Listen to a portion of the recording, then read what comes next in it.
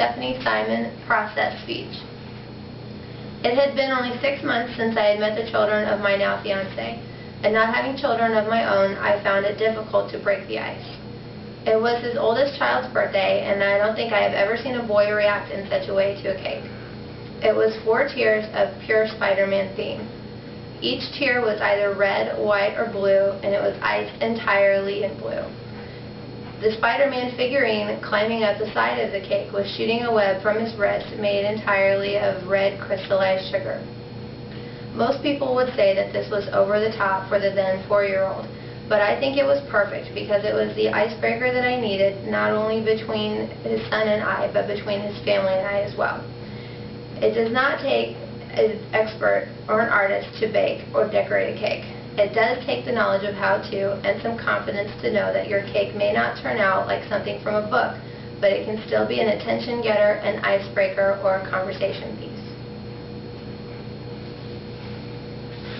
Now, as I said, it does not take an expert. I should start out by saying that I've had only minimal training at best when it comes to decorating and baking cakes. My first job at 15 years old was at a mom-and-pop bakery here in town. They're one of the last few places that will still make their own icing and draw figures and flowers on a cake rather than screen print them on. I didn't participate in the baking or the decorating, but I did pay attention, and over the years have read books and seen shows, and am now the designated cake baker in my family, if there is such a thing. Since that time, I have made everything from a giant baby rattle to a tree stump. Now, my first rule in cake baking is I don't always follow the rules. Whether it's the temperature or the time in the oven or the type of icing you're using, it's best to remember that it's your cake. Sometimes it's necessary not to follow the rules. Even it may be a situation where your oven tends to overcook things.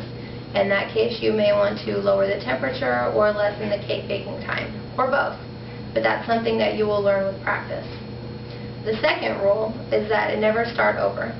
There's almost no mistake that cannot be fixed. Even if the cake is burnt, you can still cut the sides or trim the bottom. So again, it's important to remember that you do not need to start over and that almost any mistake can be fixed. The first step before baking is to select the type of cake that you're going to make. You want to choose from either Simplicity or from a magazine, but you must know the size and the shape. For the purposes of this speech, we will assume that the cake is of a shape rather than a character or an object like a football. Now, you don't always have to use the pan size that they suggest. In other words, you can modify the pan to what your needs are. This will most likely come into play if your cake is from a magazine and it calls for a rare shaped cake pan size such as 6 3/4 by 7 1/2. You can either modify your idea of the cake by making it to an 8 by 8, or you can simply trim the size of an 8 by 8 down to that designated amount with a serrated bread knife. The second step before baking is to choose the flavor of the cake and the icing. The flavor should always be harmonious. Whether it is chocolate and vanilla that always go together, you want to make sure you don't use something like orange cake and chocolate fudge frosting, as those might not go well together. I personally always use cake from a box and icing from a tub. I found that it's difficult to make a moist cake from scratch, and it's difficult to make icing from scratch. The most difficult part about making icing is that if the icing is too thick, it will be difficult to spread, and if it's too thin, it will run down the sides of your cake. Your preferences will be made through practice.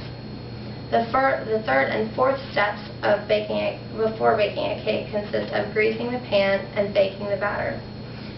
You should always grease and flour the pan for ease of removal, even if the pan is nonstick. You should use shortening to coat the entire inside of the pan, including the sides, and after that use 1 tablespoon to coat the entire inside of the pan. You will want to turn it in a circle while it's tilted and make a patting motion on the back of it. You'll most likely want to do this over a sink until you have more practice, because otherwise it can be kind of messy. Then, once you've mixed all of the ingredients together as instructed on the box, your goal would be to eliminate any lumps that are larger than a dime. Anything smaller than that is actually good for the baking process, and chemical reactions will continue to occur if the batter is lumpy. The cake will be more airy and more fluffy. Then you'll want to pour the batter directly into the pan and spread it outwards towards the sides of the cake pan to keep it from rising too much in the middle. Once the actual baking is ready to start, you can put it in the oven. Your oven should be preheated to the temperature indicated on the box or to the adjusted temperature you have discovered from practice. To check to see if the cake is done, do not insert a knife like you would when you're baking brownies. You would first check to see that the center of the cake is not raw, which would mean it's fluid cake mix. That should be obvious. And second, if it's not raw, you want to lightly push down in the center, and if it's springy or it bounces back, your cake is done. If you are tempted to put it back in the oven for a minute or two, don't. The cake will continue to cook when you pull it out of the oven. You'll remove it immediately from the pan. Usually we'll put a cookie sheet on top of the pan and flip it over. It should come out easily, and if not, you'll just want to tap on the top of the cake, on the top of the pan. Then you'll put it directly into the freezer. The freezing process accomplishes three things. First, it keeps the sides from cooking any longer and from hardening. Second, it keeps the cake moist. And third, it makes the icing process much easier. You should, however, make any trimming or cutting before the freezing process, because then your cake will be too difficult to cut. Once the cake is thoroughly frozen, you're ready to begin icing. Put a small amount of icing between the pan itself and the first layer of the cake to keep it from moving. You'll want to use a generous amount of icing between layers and start topping at the ice of the cake also with a large amount of icing. You should be more than you will use, but it will make the icing process easier. You'll want to use a non-serrated knife to push the icing out towards the edges of the cake. Do not lift up on the knife. This will lift crumbs which will mix in with icing. Once you are done with the top, you want to push the surplus over the sides and use the same circular motion. When more icing is needed for the sides, you'll scoop it out with the knife and use the same circular motion going up and down the side of the cake while turning the cake at the same time. When you're finished, you'll want to put the cake back into the freezer. Once it is frozen, you can begin decorating. You will want to get a professional decorating kit. These can be found at places like Hobby Lobby for relatively inexpensive. You'll also want to follow the directions on the package for adding the tip and inserting the frosting into the bag. There should be a booklet included with this that will show you what each tip shape will look like when icing is flowing through it. A good idea to practice is first to do it on a paper plate. Also remember to use both hands, as it will help you to draw more steadily. If you make a mistake in your decorating, it can be lifted from the frozen icing with a knife.